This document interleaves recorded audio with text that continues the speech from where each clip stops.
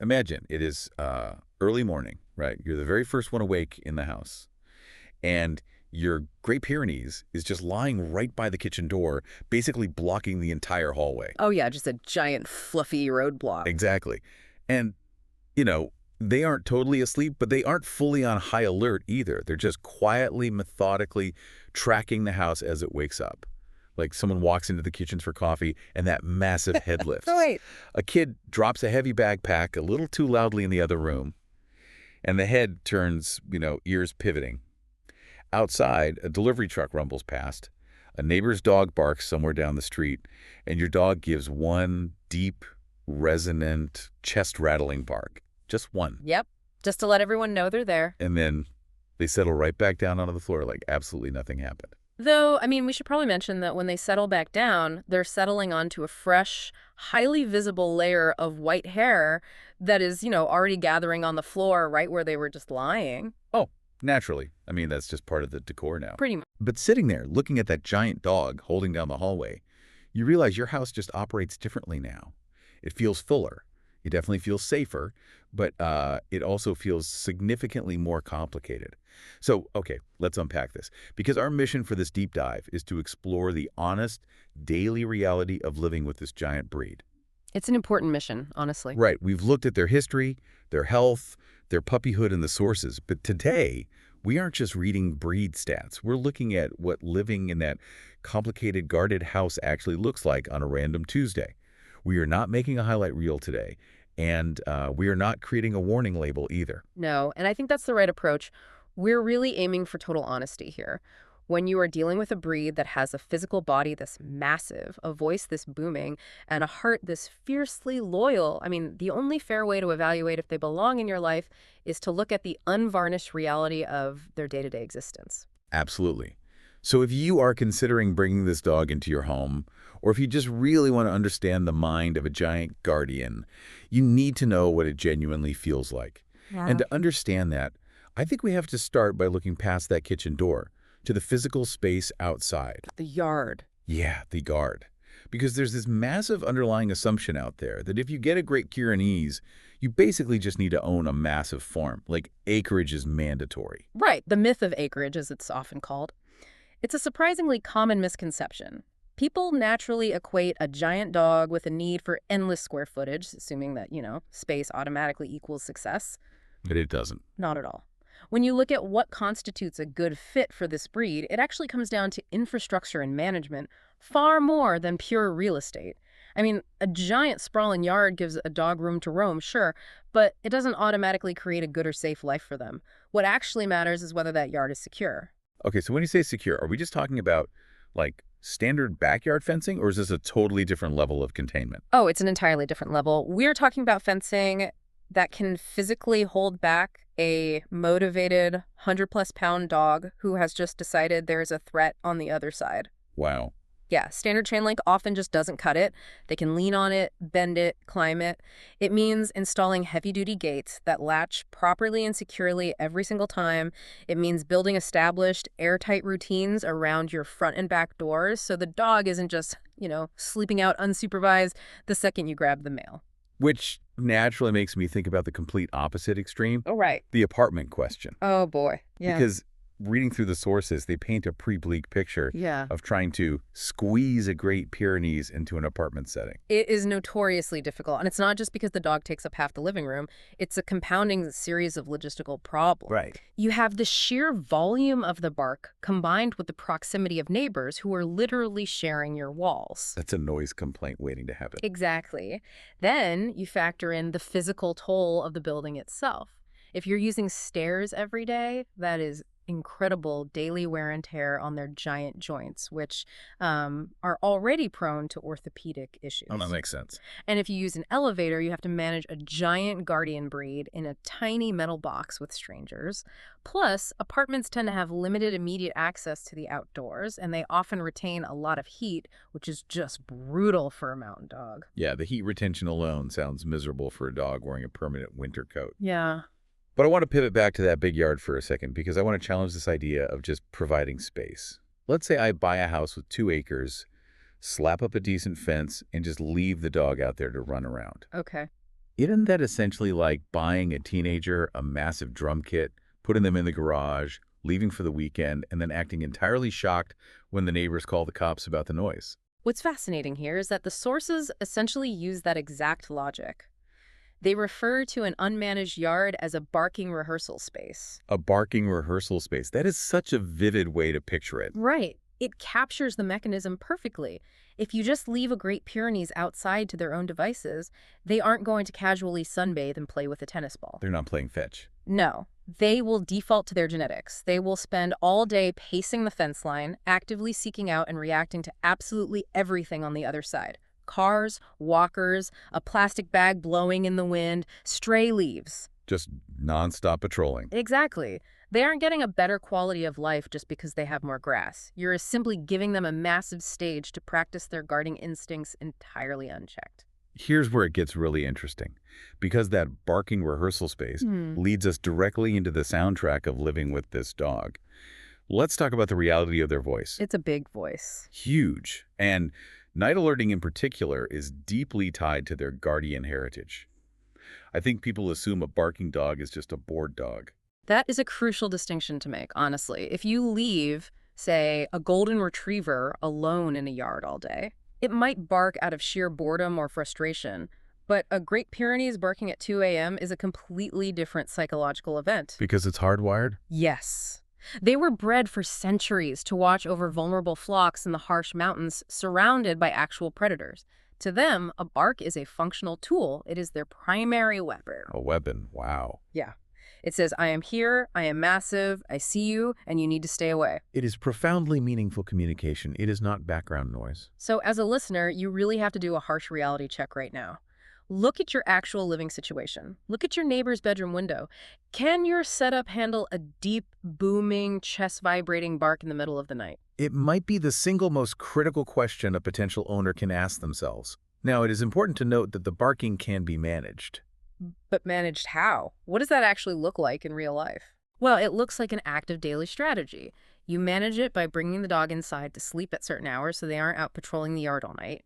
You can put up privacy fencing to limit their visual triggers so they don't feel the need to announce every single squirrel that passes by. Okay, so breaking line of sight. Exactly. And you actively train them by rewarding quiet recovery. Meaning when they bark once at a noise, you acknowledge it, thank them, and reward them for stopping. You give them mental engagement so their brain is tired. But here is the hard, unavoidable truth. The bark cannot be erased. Okay, let me push back on that. Let me play devil's advocate for a second. Let's say I'm a first-time owner. I fundamentally want a quiet, peaceful household. But I am just incredibly stubborn, and I'm willing to hire the best trainers in the world. Can't I just train this out of them if I work hard enough? No. No amount of stubbornness will overwrite centuries of genetics. You're trying to fight their DNA. Wow, just a hard no. A hard no. If you fundamentally need a quiet dog by default, this is honestly the wrong breed for you, and it is vastly better to be clear about that up front. You cannot train the guardian instinct out of a guardian breed. You can guide it, you can give it boundaries, but you cannot extinguish it. Right. You can ask the teenager to stop playing the drums at midnight, but you can't just permanently mute the drum kit. Perfect way to look at it. Okay, so if that's the sound they push out into the environment, let's talk about the physical reality they bring into the home, starting with that iconic, gorgeous white coat. Oh, it's stunning to look at, but the daily reality of maintaining it is an intense commitment. I mean, the everyday shedding is heavy enough, but their seasonal blowouts, when they shed their dense undercoat in massive clumps, are a major event in your house. We are talking white hair, covering the hardwood floors, weaving into your furniture, coating the interior of your car, and instantly ruining literally all of your black clothing. Goodbye to wearing black forever. And regular brushing isn't just a fun optional spa day, right? Like, the sources make it sound absolutely mandatory. It is entirely mandatory, primarily to prevent matting. You have to learn how to specifically target the friction areas. So behind the ears, the base of the tail, the belly, and you have to get all the way down to the skin through that dense undercoat.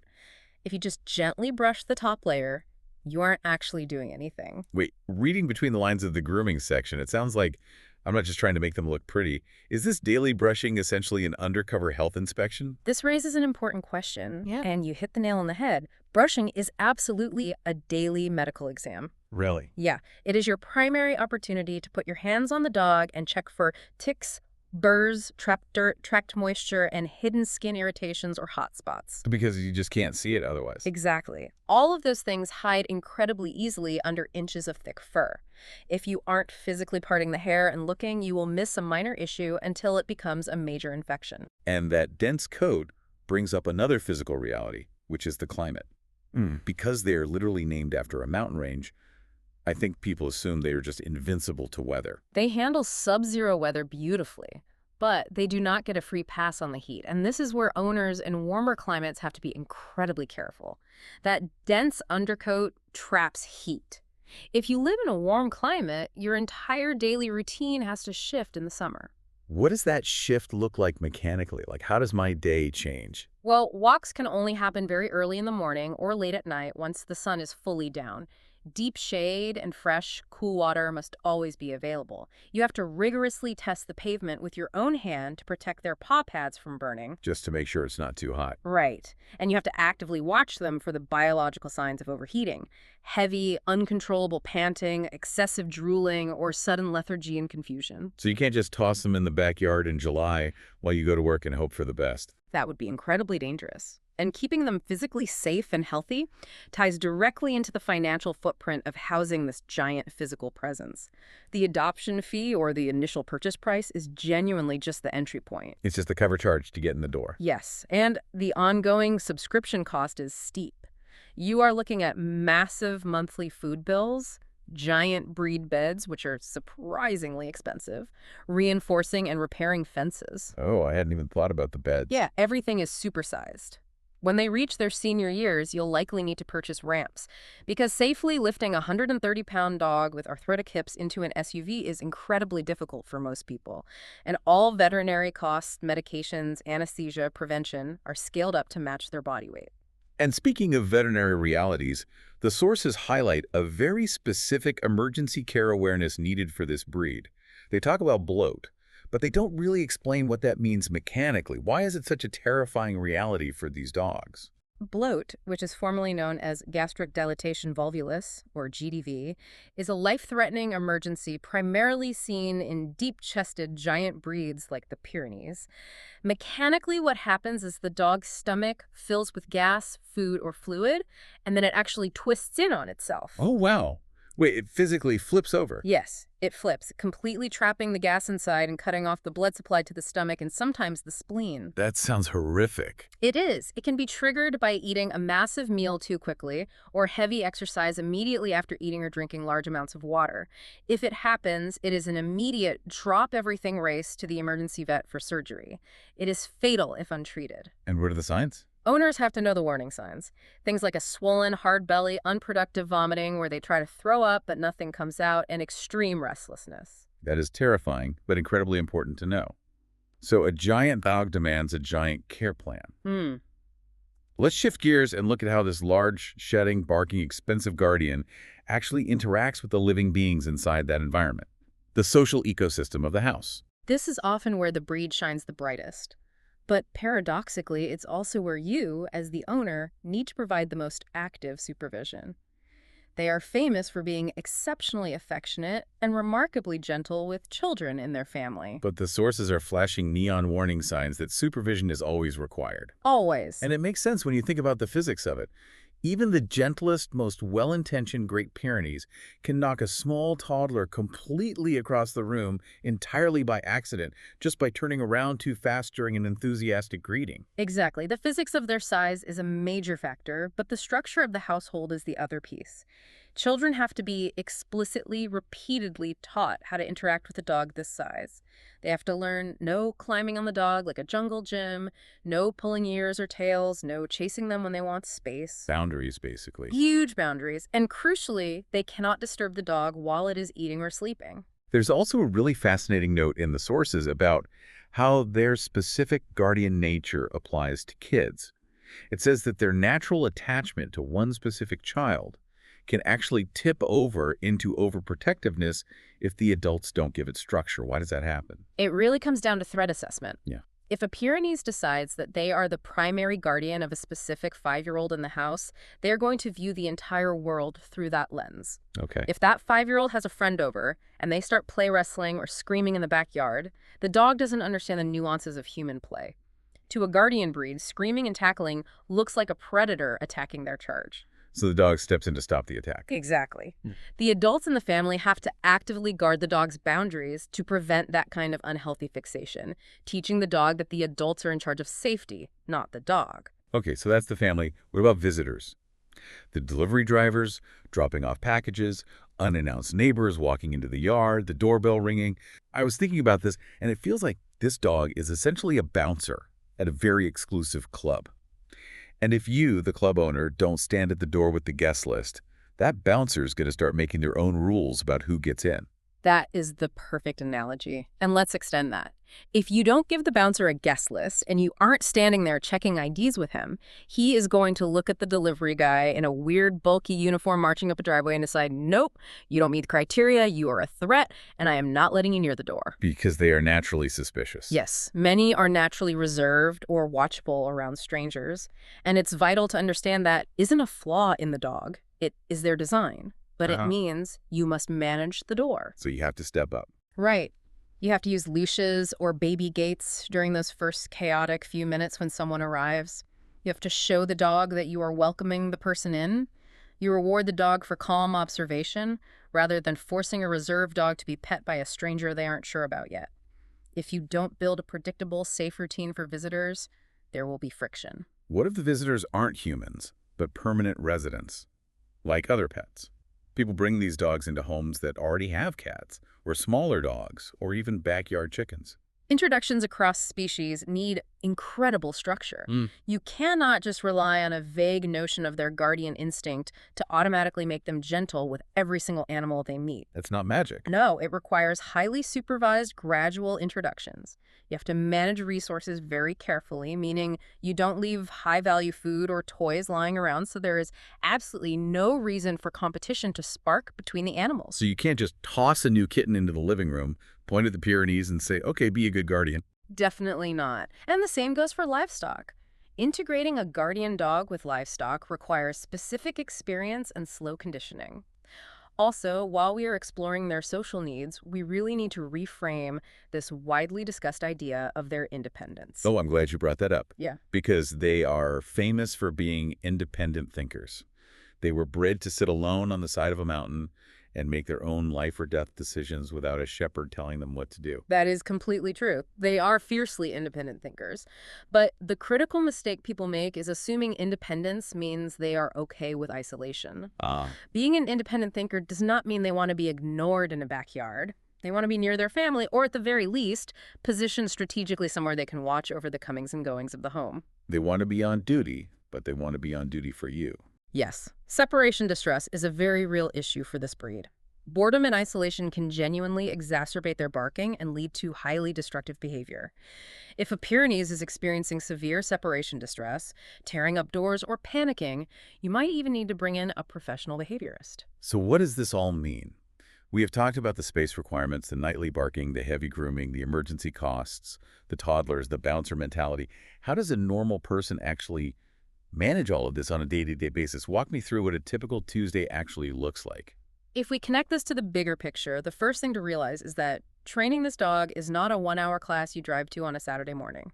Training is a daily lifestyle. It has to become the operating system of your entire house. Meaning, every single interaction is a lesson, whether you intend it to be or not. Precisely. Training is asking them to wait calmly at the door instead of bursting through it like a freight train.